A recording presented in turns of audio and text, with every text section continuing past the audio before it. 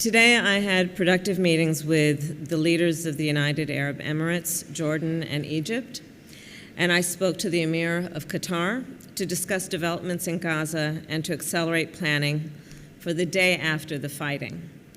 I will get to those conversations in a moment, but first, let's take a step back. On October 7th, Hamas terrorists launched a terrorist attack that killed 1,200 innocent people in Israel, including 35 Americans.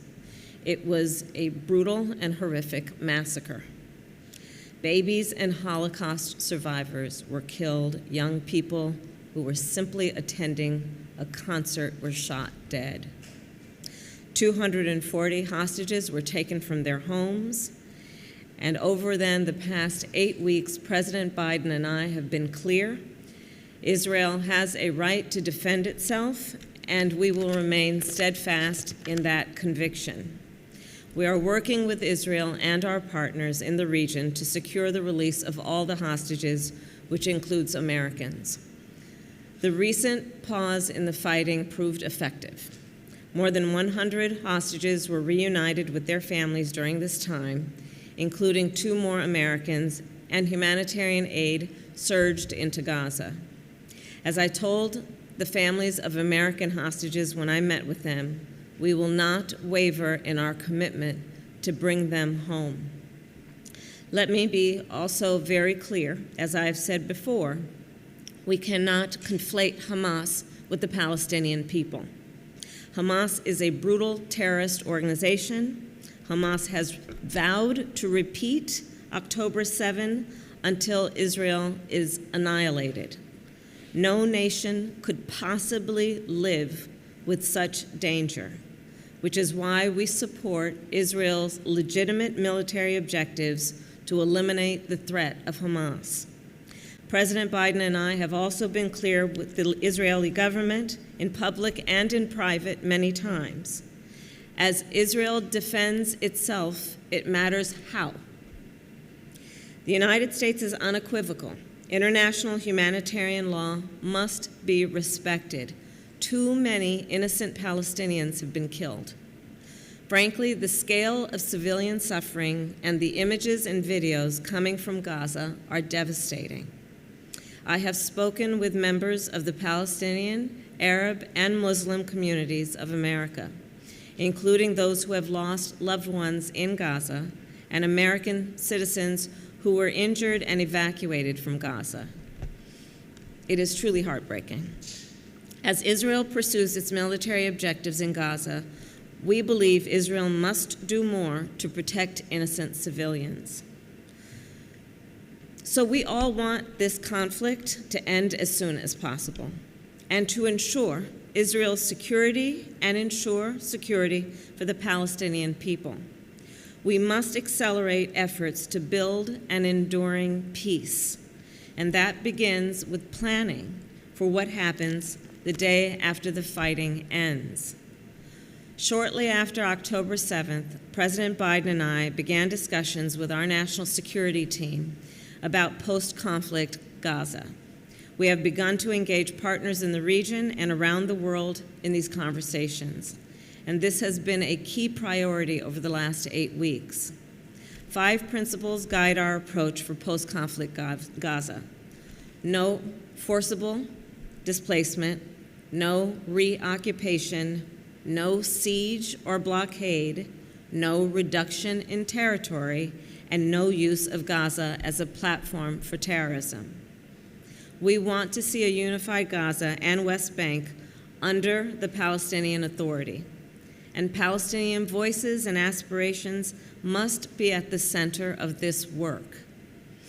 At a certain point, the intense fighting and the phase of fighting will end, and we will begin implementing our plans for the day after. To develop these plans, then, we will continue to work with both Israelis and Palestinians. But there must also be regional consensus and support. To that end, I've had a number of in-depth conversations with Arab leaders here in Dubai. Specifically, I proposed 3 areas of focus. 1, reconstruction. The international community must dedicate significant resources to support short and long-term recovery in Gaza. For example, rebuilding hospitals and housing, restoring electricity and clean water, and ensuring that bakeries can reopen and be restocked.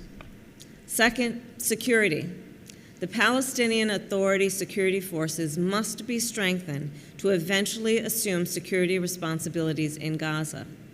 Until then, there must be security arrangements that are acceptable to Israel, the people of Gaza, the Palestinian Authority, and the international partners. And to reiterate, and this is very important, terrorists will not be permitted to continue to threaten Israel. Third, governance. The Palestinian Authority must be revitalized, driven by the will of the Palestinian people, which will allow them to benefit from the rule of law and a transparent, responsive government. Eventually, this revitalized PA must have the capacity to govern Gaza as well as the West Bank. We believe progress on these three areas, reconstruction, security, and governance, will improve the lives and livelihoods of the Palestinian people. Further, we have been clear: the Palestinians have a right to dignity and self-determination, and Israelis and Palestinians must enjoy equal measures of prosperity and freedom. They also all deserve a sense of safety and security, and a two-state solution then remains the best path, we believe, toward a durable peace. The President and I are committed to that goal. In conclusion, when this conflict ends, Hamas cannot control Gaza, and Israel must be secure. Palestinians need a hopeful political horizon, economic opportunity, and freedom.